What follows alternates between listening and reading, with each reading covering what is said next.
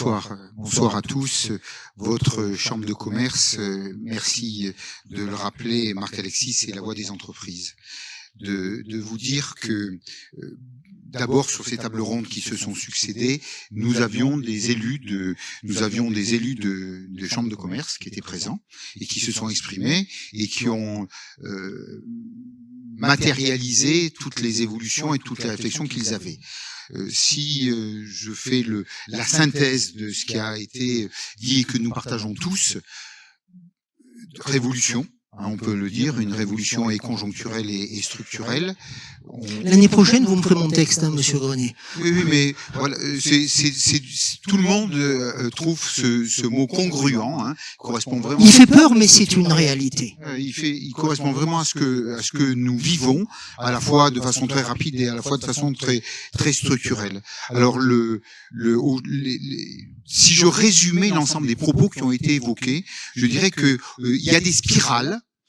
Pour l'instant, nous étions dans une sortie de Covid, nous étions dans la relance, et la spirale était positive. La spirale est positive, au moins on pourra clôturer l'année 2022 en se disant qu'elle était positive. Ce qu'on peut-être, là où on peut s'inquiéter, c'est de se dire, est-ce qu'à un moment donné, elle ne va pas s'arrêter et partir dans l'autre sens? À cause de l'énergie ou à cause des matières premières qui peinent peut-être à revenir maintenant jusqu'à nous? Le représentant, Monsieur Sonnet, le représentant de Michelin nous le disait, avec l'exemple Michelin, mais ça peut parler à beaucoup d'entreprises. Un ensemble d'éléments qui ont été évoqués. On a parlé de l'approvisionnement, on a parlé de la guerre entre la Russie et l'Ukraine, on n'en connaît pas l'évolution. On a parlé aussi d'une évolution sur le recrutement, où aujourd'hui des nouvelles générations, que ce soit des jeunes ou des salariés actuels, veulent trouver du sens, et ça a été parfaitement évoqué par Stéphane Corr de Contellium. Nous l'avons évoqué hier soir dans un Facebook sur le recrutement, et on s'est même dit, à un moment donné, ne faut-il pas faire des recrutements inversés? Donc on a fait une émission sur Recrute ton boss. Et ça aura lieu le 15 novembre à la préfecture. Merci Marc-Alexis Recrute ton boss. De le rajouter. Donc aujourd'hui, nous sommes dans un espace-temps que nous avons déjà vécu. Allez, on se replonge dans il y a 2 ans avec la phase Covid, où les entreprises, et puis elles n'ont pas le choix. Vous n'avez pas le choix, nous n'avons pas le choix, c'est-à-dire s'adapter. Jusqu'où on peut s'adapter, et les chambres de commerce, j'ai envie de dire les organisations patronales, tous ceux qui s'occupent de la vie des entreprises vont être la voix des entreprises vis-à-vis de l'État, et votre chambre de commerce à un moment donné sera la voix de l'État vers les entreprises pour dire, eh bien voilà ce que l'État peut faire, mais l'État ne réagit toujours que par rapport à ce qu'on lui renvoie. Et pour avoir, avec vous, travaillé sur le dialogue avec l'État, aujourd'hui nous sommes en ordre de marche. J'ai presque envie de dire que j'ai pas choisi mon paraphe de n'importe quelle façon. Je pensais l'avoir rangé, j'aurais tellement aimé en avoir eu un bleu ou un vert, mais depuis 3 ans, c'est celui-là que j'ai. Vous voulez dire qu'il faut aller au combat en permanence? Alors, je ne vais pas reprendre la métaphore combat, mais en tous les cas, la métaphore de s'adapter et de dialoguer avec l'État. Est-ce qu'on a encore la capacité? Est-ce que les chefs d'entreprise ont encore la capacité à s'adapter? Ils se sont adaptés au moment des confinements, ils se sont adaptés au moment de la Covid, ils se sont adaptés au moment de l'arrivée du télétravail, du travail nomade, toutes les réglementations, veux-tu en voilà, qui changeaient d'heure en heure. Même les ministres ne savaient plus comment répondre aux journalistes. C'est beaucoup, hein? Nous avons appris en courant. Nous avons appris en courant pendant cette phase Covid, et je pense que ce n'est pas terminé. Il y a un moment donné où il est important de se dire le curseur, la spirale, si elle repart à l'envers, à ce moment-là, l'intervention de l'État et les habitudes que nous avons prises avec l'État. Alors quand je parle de l'État, je parle bien entendu aussi de notre région. Tout cet accompagnement a été extrêmement rapide. Ce qui est très important, c'est que les entreprises, et c'est notre rôle, fassent remonter ces informations, et nous soyons en capacité à faire avec l'État pour qu'il réagisse le plus rapidement possible. Votre chambre, la chambre donc CCI Puy-de-Dôme, Clermont-Auvergne Métropole, va accompagner ou accompagne de quelle manière pour toujours être dans ce train d'avance, cette innovation? Alors nous avons évoqué tous les gestes. Alors je vais pas parler des gestes barrières. Pourtant le réflexe arrive. Vous avez vu, on est encore en geste barrière. Alors on est sur le geste barrière par rapport au fait qu'on peut gaspiller l'énergie. Donc l'ensemble des chambres de commerce sur le plan national ont écrit différents articles qui seront pas différents articles, des guides comme l'a fait l'EDF, comme le font les fournisseurs pour accompagner les entreprises. Nous poussons bien entendu à toute la phase diagnostique, tous ces éléments-là. Je crois que la phase la plus importante sera la citoyenneté, elle est dans ce territoire. Donc les entreprises, les commerçants, les artisans, les TPE, les PME ont déjà, et les particuliers, ont sur ce territoire, ils l'ont prouvé, une démarche citoyenne. Nous aurons à dialoguer avec l'État.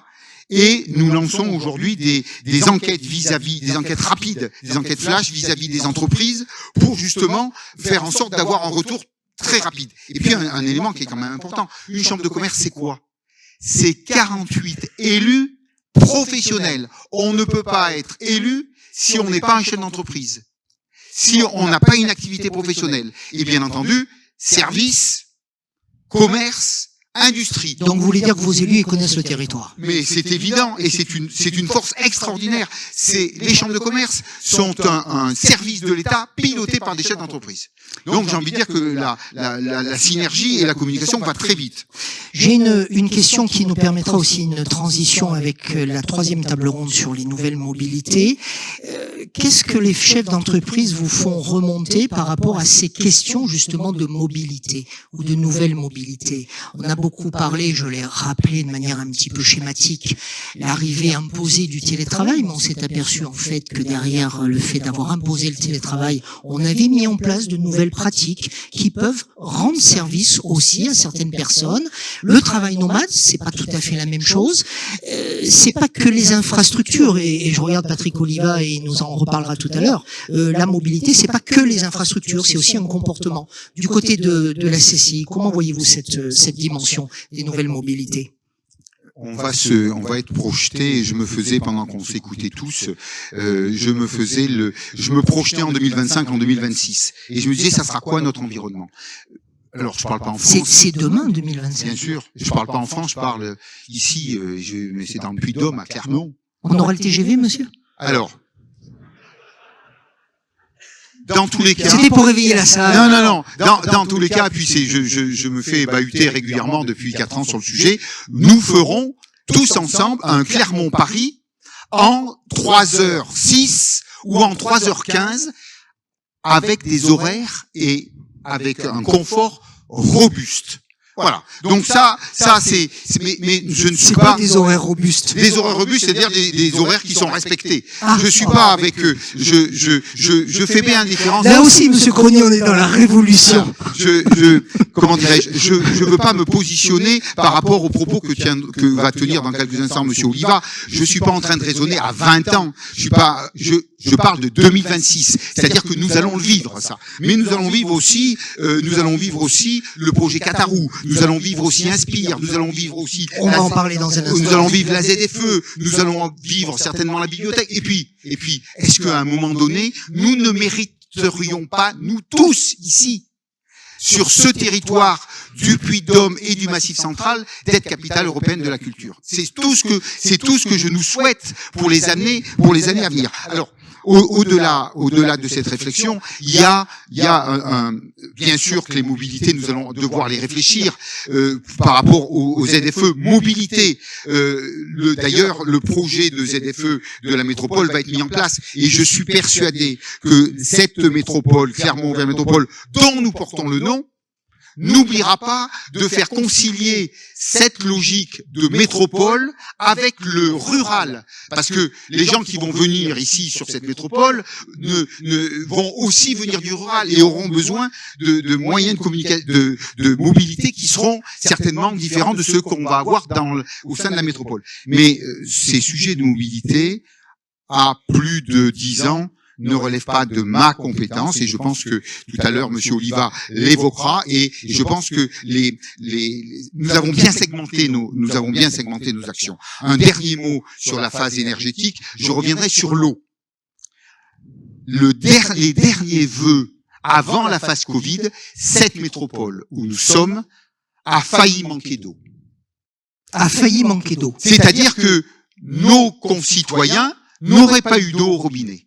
Alors vous imaginez toute la dynamique économique de notre territoire. Depuis cette phase très importante et qui a su nous tous mobiliser, votre chambre de commerce a créé un club de l'eau pour à la fois accompagner les purs, pour à la fois accompagner les TPE et les PME sur cette logique-là. Et un dernier mot, toujours sur la phase énergétique, de vous dire que la posture énergétique des grands groupes qui sont habitués à renégocier leur facture énergétique, ce n'est pas le cas, et nous le savons, et c'est là que l'accompagnement de l'État et aussi des grands groupes comme EDF sera important, c'est d'accompagner les commerçants, les artisans, les TPE, les PME, qui ne sont pas dans cette culture de renégociation à 3 ans ou à 5 ans de leur facture énergétique et qui vont se la prendre en pleine figure. Et là, votre chambre de commerce devra être vigilant, et le dialogue, d'ailleurs, j'ai en face de moi monsieur Medj, qui est un de nos élus de la chambre de commerce EDF, donc j'ai envie de dire, on a aussi NJ, j'ai envie de dire qu'au sein de votre chambre, il y a toutes ces cultures